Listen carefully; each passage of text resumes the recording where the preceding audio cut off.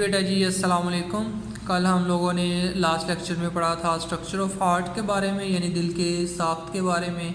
आज हमने पढ़ना है कि सर्कुलेशन ऑफ ब्लड कैसे होती है हार्ट के अंदर, यानी हार्ट जो है वो वर्क कैसे करता है। ठीक है, उसकी जो फंक्शनिंग है, वर्किंग है, वो कैसे होती है। तो बेटा जी वर्किंग ऑफ हार्ट के बारे में वो क्या कहता है heart work as double pump, कि हार्ट जो है वो डबल पंप के तौर पर वर्क करता है, 2 दफ़ा खून को जो है वो पंप करता है एक सर्कुलेशन में। कैसे? It receive deoxygenated blood from body and pump it into lungs. देखो, बॉडी से लेता है डीऑक्सीनेटेड ब्लड हार्ट और उसको पंप कर देता है डीऑक्सीनेटेड ब्लड को लंग्स को। लंग्स से वापस लेता है ऑक्सीनेटेड ब्लड और उसको पंप कर देता है बॉडी में। तो एक सिस्टम ये हो गया, यानी बॉडी से हार्ट और हार्ट से लंग्स। दूसरा सिस्टम लंग्स से वापस हार्ट और हार्ट से फिर बॉडी। तो डबल सर्कुलेशन जो है वो ब्लड में होती है। लो बेटा जी, सर्कुलेशन किसकी मदद से होती है? राइट एट्रियम में आता है डीऑक्सीनेटेड ब्लड वेन के ज़रिए। ठीक है, कहाँ से? बॉडी से।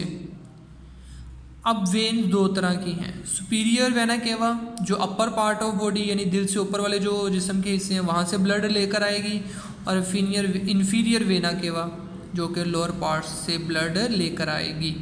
ठीक है, इसी तरह से लेफ़्ट एट्रियम में ऑक्सीनेटेड ब्लड है और वो कौन लेके आती है? आर्टरी। ठीक है, और आर्टरी जो है वो ऑक्सीजनेटेड ब्लड को जो है वो लेफ़्ट एट्रियम से जो है वो बॉडी की तरफ लेकर जाएगी। उसमें भी सुपीरियर आर्टरी है और इन्फीरियर। सुपीरियर अपर पार्ट्स को देगी और इन्फीरियर जो है वो लोअर पार्ट्स को देगी, और रोटा होगा या रोटा के ज़रिए डिफरेंट पार्ट्स को ब्लड मिलता है। ये नीचे ये सिंपल सा सर्कुलेशन जो है वो ब्लड की जो है वो हमारे पास लिखी हुई है ह्यूमन में कि कैसे वो सर्कुलेट करता है। कल मैंने इसके स्ट्रक्चर के बारे में आपको बताया था कि जिसमें हमारे पास 4 चैम्बर हैं, 2 एट्रियम ऊपर वाले और 2 वेंट्रिकल नीचे वाले।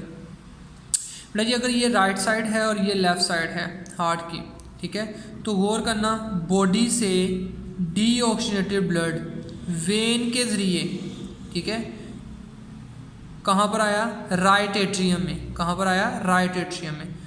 राइट एट्रियम जब फिलअप हो गया तो आपका जो एट्रियम है, राइट एट्रियम, वो कॉन्ट्रैक्ट हुआ और जो आपका ब्लड है वो ट्राइकस्पिड वॉल के ज़रिए चला गया राइट वेंट्रिकल में। और ब्लड कौन सा है? डीऑक्सीनेटेड। जिससे पहले ये सर्कल जो है वो सर्किट समझाने से पहले मैं आपको थोड़ी सी जो है वो एक्सप्लेनेशन वेन और आर्टरी की दे दूँ। वेन किसे कहते हैं? जो डीऑक्सीनेटेड ब्लड को बॉडी से हार्ट की तरफ लेकर आती है। वेन किसे कहते हैं?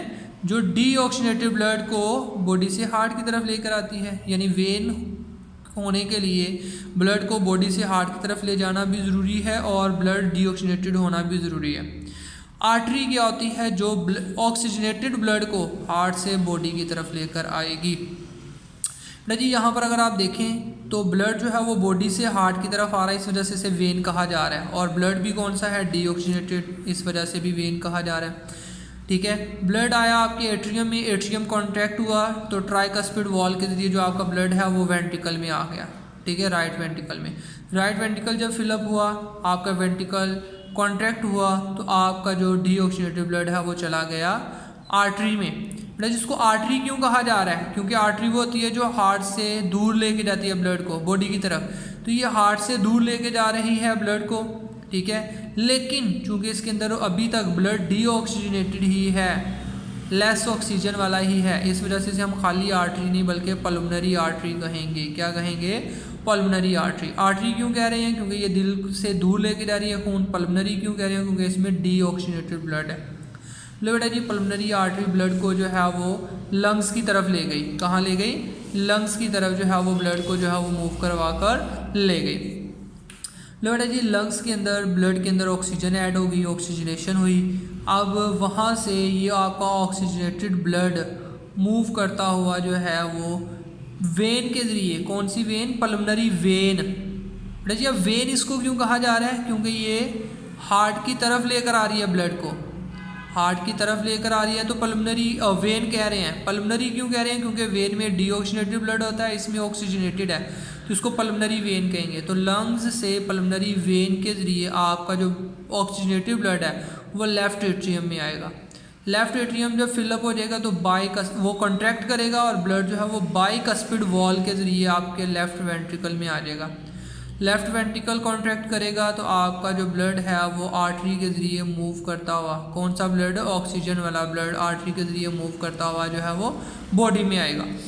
अब इस आर्टरी के आगे हमारे पास जो है वो एरोटा लगा होता है, ठीक है। एरोटा में जो है वो हमारे पास डिफरेंट जो है वो आप कह लो कि आगे फर्दर इस आर्टरी के आगे फर्दर इस तरह से सर्किट बने हुए होते हैं, यानी अलग-अलग से पाथवे बने हुए होते हैं, 3 या 4 जो है वो पाथवे बने हुए होते हैं, ठीक है। यूजुअली 3 होते हैं हमारे पास एरोटा जो है वो फर्दर, यानी एक से आगे 3 पाइप्स में डिवाइड हुआ होता है। वो हर पाइप जो है वो डिफरेंट बॉडी पार्ट्स की तरफ जो है वो ब्लड को लेकर जाएगा, कौन से ब्लड को, ऑक्सीजनेटेड ब्लड को। तो चूंकि ब्लड एक दफ़ा बॉडी से हार्ट में आ रहा है, हार्ट से लंग्स में जा रहा है, लंग्स से वापस हार्ट में आ रहा है, हार्ट से फिर बॉडी में जा रहा है, इस वजह से हम डबल सर्कुलेशन मेथड कहते हैं, ठीक है बेटा जी। इसको आपने समझना है, जो ना समझ लगे वो मेरे से कमेंट्स में पूछ लेना है। ओके बेटा जी, अल्लाह हाफिज़।